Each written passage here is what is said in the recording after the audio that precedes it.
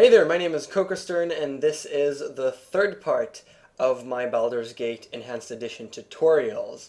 The first part was UI, the second was numbers, and this third part is going to be the tip section where I put up anything else that I thought might be useful to new people playing the game.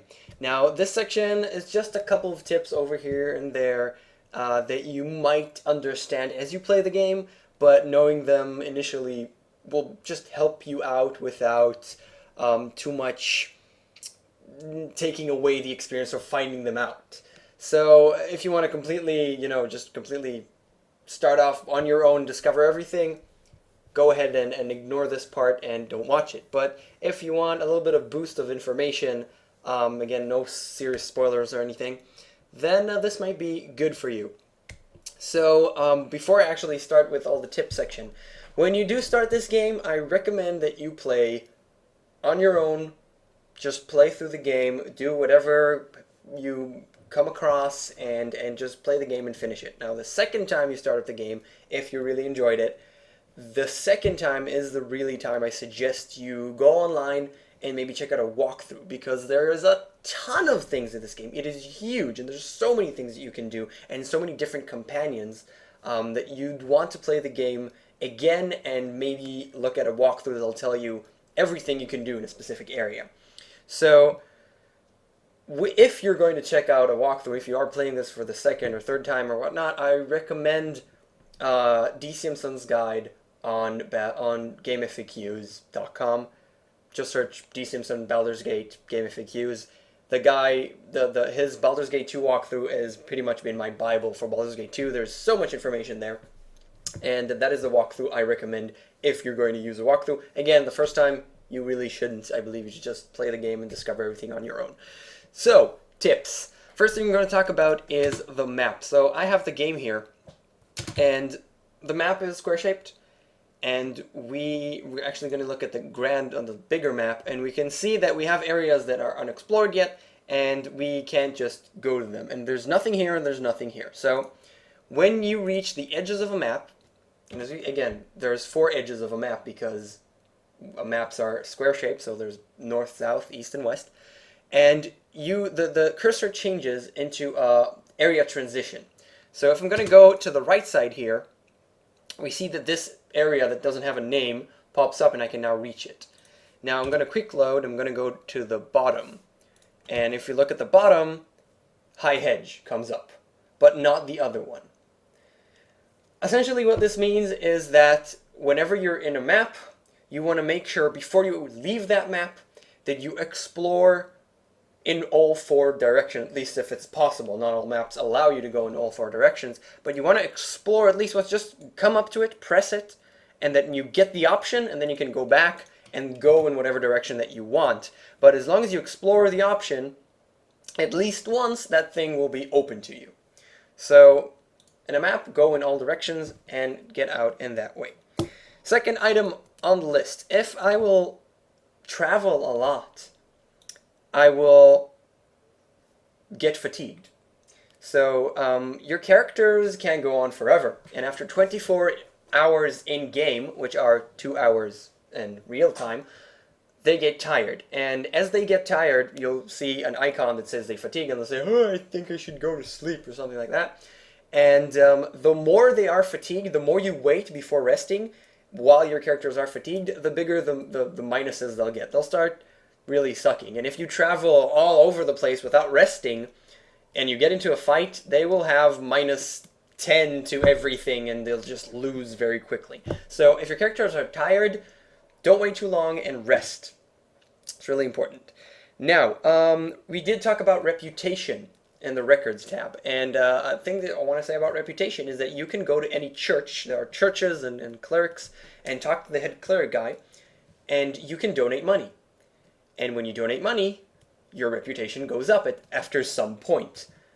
So you can't know this, you just have to donate money until your rep actually goes up. So hey, you want to do something really evil and kill a bystander or something because he has something really good or whatever, kill him, go back to the church, pay them money, and get your reputation back up. Do note that you cannot get to 20 reputation. I believe you can only get to 18 reputation by paying the church. but still pretty damn useful. Another thing that clerics can do is identify everything. We talked about items being not identified, and you need to identify them at vendors. Some vendors identify specific things. Clerics will identify pretty much everything for you, so that's really, really useful. And now we're going to talk about dual classing and multi-classing. So we did say that different characters need different amounts to level up. This character is a mage, he needs 2,500, and this character is a thief, she needs half of that. So multi-classing looks like this. And experience will go into both of these. And you will level up much slower. So you will have really a lower level character, but it'll have both classes. The thing is that there's a level cap in this game. I'm not exactly sure what the level cap is. It's a specific number. I'm not sure what it is because this is an enhanced edition. It used to be something and then it was changed, and there's level cappers that can be applied. I don't know what they put the level cap in the enhanced edition specifically, but it exists. You won't get to level 20 in this game. You will get to level 20 in Baldur's Gate 2 when you import your character into Baldur's Gate 2, or you can start up a new character in Baldur's Gate 2 at a higher level. So you have to understand that at the level cap, your pure fighter will be higher level than your multi-class fighter slash thief. But it's not that huge. Now, when you level up, your experience to level up again doubles. So that creates a state where your multi-class character will be 1 or 2 levels below your pure, but not half. So you might finish with a level 8 fighter and a level 6 fighter, level 6 thief multi-class character. Now, dual classing is something else. I don't actually have a dual classing character here because I don't think there's any dual classing companions actually, but you can dual class whatever you want as long as you are a human. And dual classing works in the following way. When you dual class, there's also a couple of conditions. First, your stat for what you're dual classing into needs to be 17, I believe.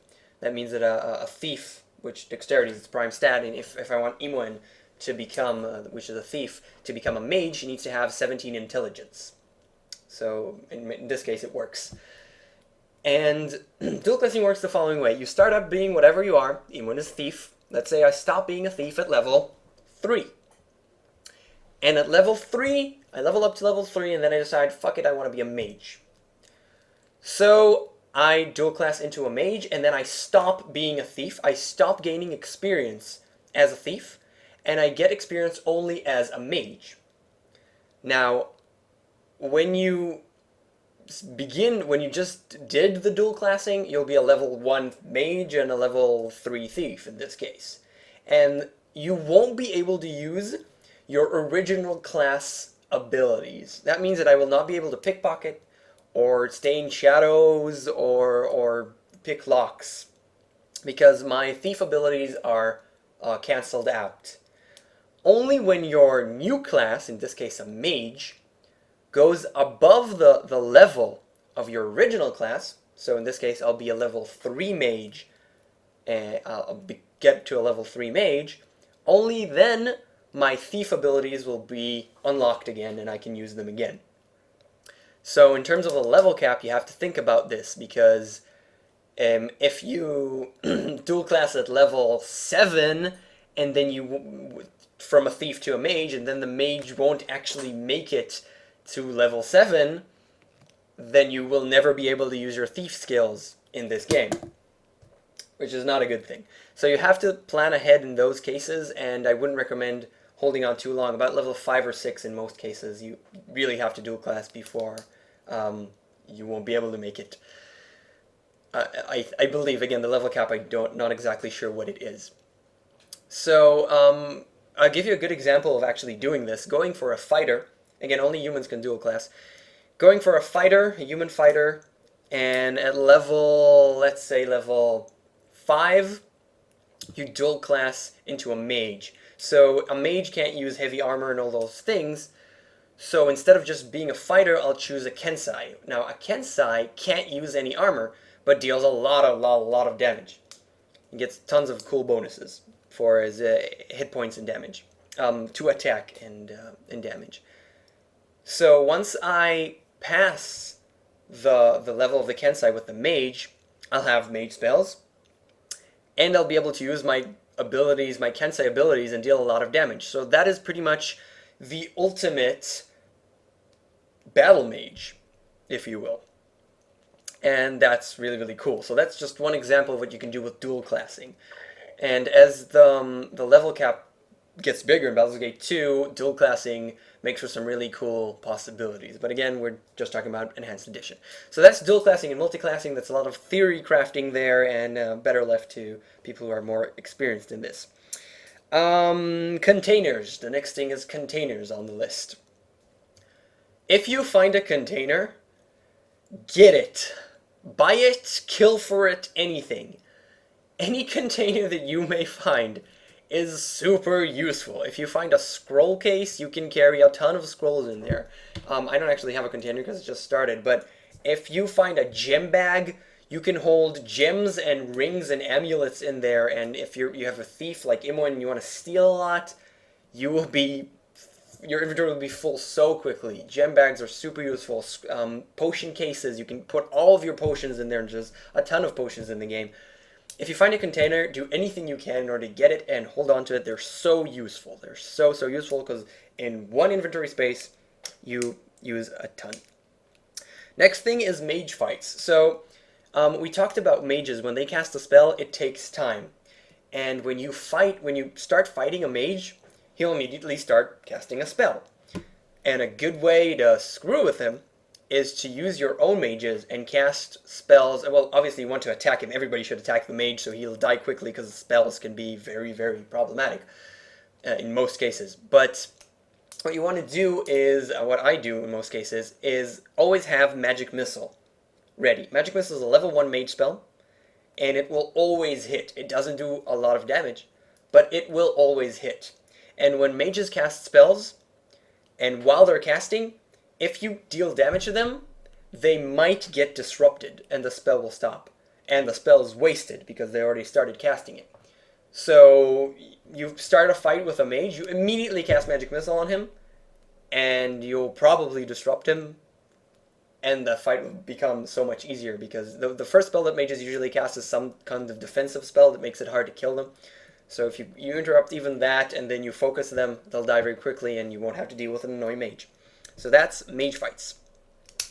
We have a couple more things. Party members. If you turn down party members, hey, I want to join you, and you just say no, in most cases, they will leave forever. And you will never be able to take them up on their offer. So what you want to do in some cases, if you're not sure if you'll want it later on, say yes, switch around, and then remove them out of your party. Now, if you have somebody in your party and it leaves, and you tell them, I'll talk to you later, in most cases, again, most cases some things differ, but in most cases they will just stay wherever they are.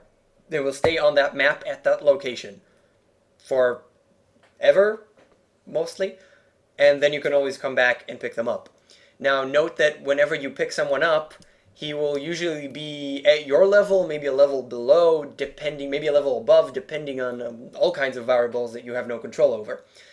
But in most cases, if you leave someone at level 3 and come back when you're level 6, he might still be level 3. He might refresh to level 5, but he might still be level 3. So those things you can never know, and it's just, when you rather just pick someone up and stay with them and not come back for people later. But, anything's possible, you can do whatever you want.